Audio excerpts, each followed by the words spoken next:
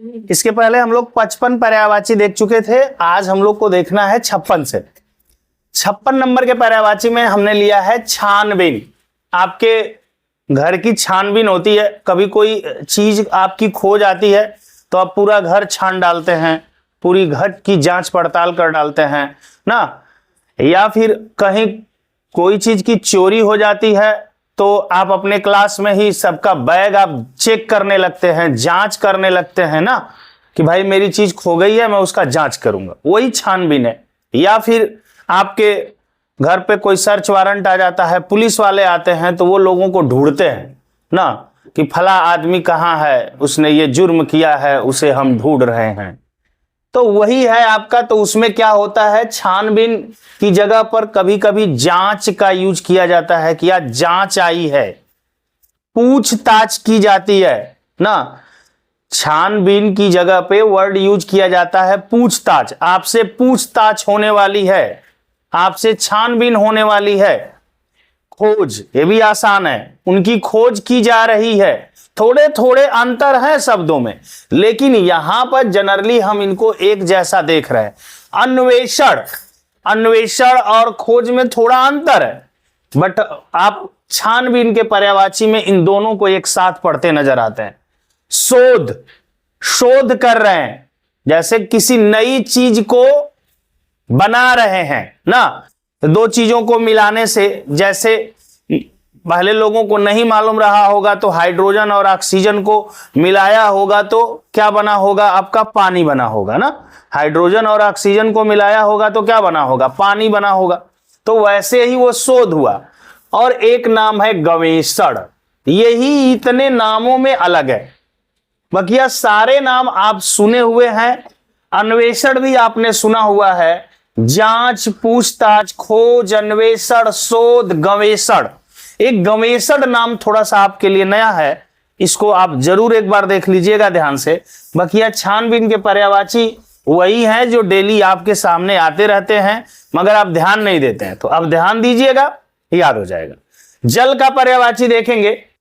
जल, जल का पर्यायवाची, अभी हम लोग कुछ समय पहले कमल का पर्यायवाची पढ़े थे, बादल का पर्यायवाची पढ़े थे, समुद्र का पर्यायवाची पढ़े थे। बताया गया था जिनके लास्ट में ज होगा वो जन्मा होगा कहां, पानी में। तो भाई पानी में ज लगा होगा ना, जैसे था नीरज, किसका पर्यायवाची, कमल का पर्यायवाची क्या था भाई, नीरज। तो ज मतलब जन्मा, किसमें जन्मा, नीर में, नीर मतलब पानी। जलज, ज मतलब जन्मा, कहां जन्मा, जल में। तो वही ज अगर हम हटा देंगे कमल वाला तो वही हो जाएगा जल का पर्यायवाची। जैसे पानी तो ठीक है, नीरज, अंबुज भी पढ़ा होगा आपने, कमल का पर्यायवाची। सलील, अमृत, तोयज, उदक, उदक, वारिज, वारिज भी पढ़ा होगा, यहां पे वारिय हो गया या वारिय लिखा है, वारी भी कह सकते हैं। और वहीं पर जब हम द लगा देते थे, जैसे नीरद, अंबुद, तो ये सब नीर देने वाले, अंबु देने वाले, मतलब पानी को देने वाले। तो पानी कौन देता है, बादल देता है ना, तो बादल का पर्यायवाची हो गया। और वहीं पर धी लगा दिए, अंबुधि या नीरधि या वारिधि, ये जो है धी लगा दिए, तो धी मतलब होता है धारण करने वाला। क्या करने वाला, धारण। धारण का मतलब जो उसको अपने में रखता है, तो वो समुद्र है, जो कि सभी जलों को अपने में समा लेता है, तो वो समुद्र का पर्यायवाची। मतलब ये ज नहीं लगा है तो जल का ज लग गया तो जल में जन्मने वाला कमल का, और द लग गया तो पानी देने वाला बादल का, और धी लग गया तो पानी धारण करने वाला समुद्र का पर्यायवाची हो जाता है। इसे आराम से आप पहले भी देखे हैं, फिर देख लीजिए। पानी, नीर, अंबु, सलील, ध्यान से देखिएगा इसको। अमृत, अमृत देखिए, अमृत का पर्यायवाची हम लोग वहां पे पढ़े थे, यहां पे अमृत खुद एक पर्यायवाची है, किसका, जल का। तोय, उदक, वारीय, उदक को भी थोड़ा ध्यान से देखिएगा, वारीय, ठीक है, उदकता है पानी, उछलता है। आप कह सकते हैं तलवार, तलवार पर्यायवाची देखेंगे बहुत ध्यान से। खड्ग, बोलते हैं ना, साबरमती के संत तूने कर दिया कमाल ना, वहां पे आता है ना खड़ग ना वो क्या बोलते हैं, मतलब उनके लिए ये यूज किया जाता है खड़ग शब्द। आपने तलवार भी नहीं यूज किया, ना आपने किसी से झगड़ा किया, ना किसी से आपने कोई आगजनी की, लेकिन आपने भारत को आजाद करा दिया। गांधी जी के लिए यूज होता है। तो खड़ग शब्द अक्सर सुने होंगे, खड़ग जो होता है तलवार की जगह पर यूज किया जाता है। चंद्रहास, रावण के तलवार का नाम था चंद्रहास, इसलिए वो चंद्रहास जो है तलवार का पर्यायवाची। और एक और बात ध्यान से सुनिए, ये चंद्रहास आपका चांदनी का भी पर्यायवाची है। चांदनी का पर्यायवाची अभी आपको लिखवाया नहीं गया है, लेकिन चंद्रहास चांदनी का भी पर्यायवाची है, चंद्रहास तलवार का पर्यायवाची है।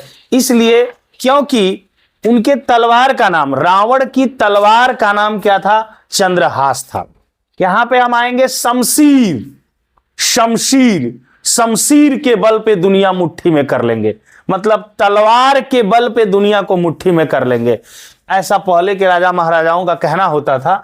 तो ये शमशीर भी आपका है, एक नया वर्ड है, इसको बिल्कुल ध्यान रखेंगे। शमशीर आपका जो है तलवार का पर्यायवाची है। कृपाण, जो आपके गुरु गोविंद साहब के अनुयायी हैं वो लोग कृपाण रखते हैं, यहां पे एक छोटा सा कृपाण टाइप का रखते हैं, वो उनके कह सकते हैं धर्म में आता है। कृपाण उसी को कहते हैं। असी, असी ध्यान दीजिएगा, असी, असी भी आपका तलवार का पर्यायवाची है। यहां पे देखेंगे करवाल, इसको किसी के गर्दन पे रख के ना जो मन करे वो करवा लो, है कि नहीं? अगर गर्दन पे रख दें तो फिर आप जो इच्छा हमारी करेगी हम वो करवा लेंगे आपसे, वरना फिर आप जानते हैं क्या होगा। तो ये करवाल है, ऐसा कुछ नहीं है, लेकिन इससे आप याद रख सकते हैं करवाल का मतलब होता है गर्दन पे रख के कुछ भी करवा लो, वही है तलवार। गर्दन पे रख के कुछ भी करवा लो, वही है क्या? तलवार। चलो आगे चलते हैं। तालाब, तालाब के बारे में मालूम है, एक छोटा सा स्थान जहां पे जल रहता है, जिसमें जल थोड़ा इकट्ठा रहता है, इसको सर कहते हैं। सर, हमको मत समझ लेना, अब तुम कहो कल से आप भी हो तलवार क्योंकि आप लिखवाए हो सर। नहीं नहीं, सर ये सर नहीं है भाई साहब। सर मतलब होता है जलाशय, या सर मतलब होता है तालाब। ये है सरोवर, सरोवर भी कहते हैं उसको। पुष्कर, पुष्कर झील का नाम पड़ा होगा, तो ये पुष्कर आप याद कर लेंगे आसानी से। जलाशय, जल जहां पे रहता है। तड़ाग कहते हैं उसको। पद्माकर, ये नया वर्ड है, पद्माकर। सरसी, सरसी भी एक नया, अब उसी में ढेर सारे कुछ कास जमे रहते हैं, उसी को सरसी समझ सकते हैं आप। तो सर, सरोवर, पुष्कर, जलाशय, तड़ाग, पद्माकर, सरसी, ये पर्यायवाची हैं आपके तालाब के। ध्यान देंगे, सारे वर्ड, अधिकांश वर्ड आज जो मिल रहे हैं आपको पहले से ऑलरेडी आपने देखा हुआ है। दीन, दीन का मतलब होता है गरीब कह सकते हैं, जिसके पास कुछ ना हो ना, जिनके पास कुछ ना हो वही दीन होते हैं, इनको दरिद्र कहते हैं। जैसे आप कह सकते हैं सुदामा को कहते हैं दरिद्र ब्राह्मण थे, उनके पास कुछ भी नहीं था। ये रंक होते हैं, रंक मतलब गरीब होता है, राजा मतलब अमीर होता है। तो रंक का विलोम होता है राजा, या राजा का विलोम होता है रंक। कंगाल, एक कंगाल है भैया ना, मतलब इनके पास कुछ नहीं है। तो कंगाली में आटा गीला करना, मतलब आटा उसके पास थोड़ा सा, उसमें पानी और डाल दिए पूरा गीला होगा, मतलब कुछ था ही नहीं उसके पास। अब निर्धन, निर्धन का मतलब होता है जिसके पास कोई धन ना हो, मतलब जिसके पास कोई मनी, कोई पैसा ना हो, वो भी होता है दीन, या वो भी होता है कंगाल। अकिंचन, बहुत ध्यान से इसको देखेंगे। अकिंचन एक अच्छा वर्ड है, नया नहीं है, लेकिन एक अच्छा वर्ड है जो बार बार सामने आता है। और ये वर्ड किसी के लिए यूज करेंगे तो थोड़ा सा उसे बुरा नहीं लगेगा। अगर किसी गरीब को कहें आप अकिंचन हैं, मतलब आप अकेले हैं, मतलब आपके पास कुछ नहीं है, आप गरीब हैं, तो ये वर्ड थोड़ा अच्छा है। जैसे हम किसी लूले लंगड़े को ऐसे बोल के बुलाते हैं, लूला, लंगड़ा, काना, बहरा, सूरा, तो उसे गुस्सा आ जाता है। लेकिन एक नया वर्ड आ गया है दिव्यांग, जब ये बुलाते हैं तो हमें भी अच्छा लगता है, उसको तो भाई अच्छा ही लगता है। कि दिव्यांग एक अच्छे शब्द से हमको नवाजा जा रहा है।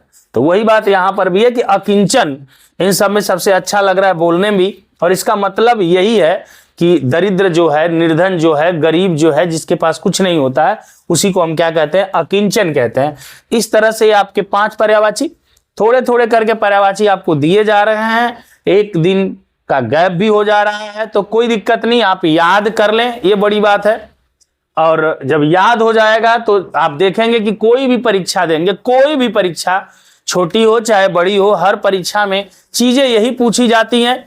और जब यहां से आपको आएगा तो आपको नजर आएगा कि आप सारे आंसर अच्छे करते नजर आ रहे हैं। और हमको तो पढ़ा इसीलिए हम रहे हैं कि हमें जानकारी हो जाए, फिर आंसर तो अपने आप होगा। पढ़ाई आप मन से करेंगे और जानकारी आपके पास रहेगी तो आंसर देने से कोई रोक नहीं सकता। लेकिन आप ये सोचें कि हम ये वाला पढ़ लें ये फंस जाएगा, वो वाला पढ़ लें वो फंस जाएगा, ऐसा कुछ है नहीं। पेपर आप बनाते नहीं है कि आपको पता है, लेकिन ज्यादातर यहीं से पूछे जाते हैं, वही आपको लिखवाए भी जा रहे हैं।